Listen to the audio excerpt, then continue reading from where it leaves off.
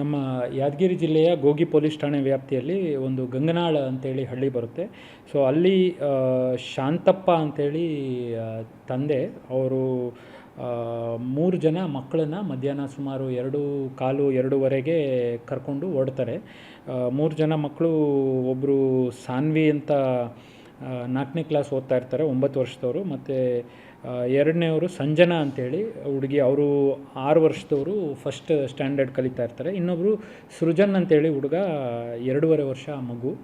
So ಈ 3 ಜನನ ಬೈಕಲ್ಲಿ ಕರ್ಕೊಂಡೋಗಿ ನಂತರ ಅವರು ನಮ್ಮ ಕ್ಯಾನಲ್ ಹತ್ರ ಹೋಗಿ ಇಬ್ಬರು ಮಕ್ಕಳನ್ನ ಕ್ಯಾನಲ್ಗೆ ತಳ್ಳಿಬಿಟ್ಟು ಆ 3ನೇ ಮಗುನ ಇಟ್ಕೊಂಡು ಯಾದಗಿರಿಗೆ ಬರ್ತಾರೆ. ಯಾದಗಿರಿಗೆ ಬಂದು ಅವರು 112ಗೆ ಕಾಲ್ ಮಾಡಿ ನಾನೇ ನನ್ನ ಮಕ್ಕಳನ್ನ ಕ್ಯಾನಲ್ನಲ್ಲಿ ತಳ್ಳಿದ್ದಾರೆ ಅಂತ ಅವರು ಮಾಹಿತಿ ಕೊಡ್ತಾರೆ. ನಾವು ಅವ್ರನ್ನ ಕೂಡಲೇ ಇಲ್ಲಿಂದ ಕಳಿಸಿ ಬೀಗುಡಿಗೆ, ಮತ್ತು ಆ ಕ್ಯಾನಲ್ ಹತ್ರ ರಾತ್ರಿ ಚೆಕ್ ಮಾಡಲಾಗಿ ಅದು ರಾತ್ರಿ ಸಮಯ ಇರೋದ್ರಿಂದ ನಾವು ಫೈರ್ ಅವರು ಹುಡುಕ್ಲಿಕ್ಕೆ ಆಗಿರಲಿಲ್ಲ. ಸೊ ಇವತ್ತು ಬೆಳಿಗ್ಗೆ ಸುಮಾರು 6 ಗಂಟೆಯಿಂದ ನಮ್ಮ ಫೈರ್ ಟೀಮ್ನವರು ಆ ಕ್ಯಾನಲ್ಗಳಲ್ಲಿ ಈ 2 ಮಕ್ಕಳು, ಏನದು ಸಾನ್ವಿ ಮತ್ತು ಸೃಜನ್, ಒಂದು ಹೆಣ್ಮಗು 9 ವರ್ಷದ್ದು ಸಾನ್ವಿ ಮತ್ತು 2.5 ವರ್ಷದ್ದು ಮಗು ಸೃಜನ್ ಅಂತೇಳಿ, ಇವರಿಬ್ಬರು ಅದು ಈಗ ಬಾಡೀಸ್ನ ಹುಡುಕ್ತಾ ಇದ್ದಾರೆ. ಸೊ ಹುಡುಕ್ತಿದ್ದಂಗೆ ಈಗ ನಾವು ಅದನ್ನು ಪತ್ತೆ ಆದಮೇಲೆ ನಾವು ಒಂದು ಮರ್ಡರ್ ಕೇಸ್ ದಾಖಲೆ ಮಾಡ್ಕೋತೀವಿ. ದಾಖಲೆ ಮಾಡಿಕೊಂಡು ನಾವು ತನಿಖೆ ಮಾಡ್ತೀವಿ. ಸೊ ಇಲ್ಲಿವರೆಗೆ ನಮಗೆ ಕಂಡು ಬಂದಿದ್ದೇನೆಂದರೆ, ಈ ಶಾಂತಪ್ಪ ಅನ್ನೋರು ಸ್ವಲ್ಪ ಮೆಂಟಲಿ ಡಿಸ್ಟರ್ಬ್ಡ್ ಇದ್ದಾರೆ.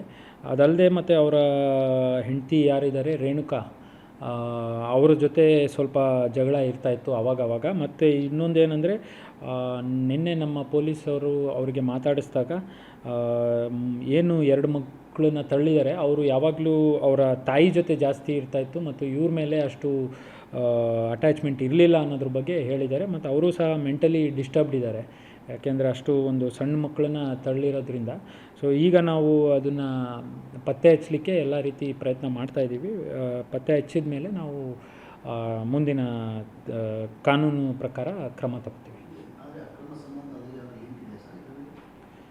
ಇನ್ನೂ ನಾವು ಅದು ತನಿಖೆ ಮಾಡ್ತಾಯಿದ್ದೀವಿ. ಬಟ್ ನಮಗೆ ಮೇಲ್ನೋಟಕ್ಕೆ ಕಂಡು ಬಂದಿದ್ದು, ಅವ್ರ ಫೋನ್ ರೆಕಾರ್ಡ್ಸ್ ಚೆಕ್ ಮಾಡಿದಾಗ ಅವರು ಯಾರೋ ಒಬ್ಬರು ಭೀಮವ್ವ ಅನ್ನೋರ ಜೊತೆ ಕಾಂಟ್ಯಾಕ್ಟಲ್ಲಿದ್ದಾರೆ. ಇನ್ಫ್ಯಾಕ್ಟ್ ಅವರು 2:21ಕ್ಕೆ ಒಬ್ಬರಿಗೆ ಕಾಲ್ ಮಾಡಿದ್ದಾರೆ ತಳ್ಳಿಬಿಟ್ಟು. ಸೊ ಅದು ಭೀಮವ್ವ ಅಂತೇಳಿ ಹೆಸರು ಬರ್ತಾಯಿದೆ. ಅವರು ಗೌಂಡಿ ಕೆಲಸ ಮಾಡ್ತಾರೆ,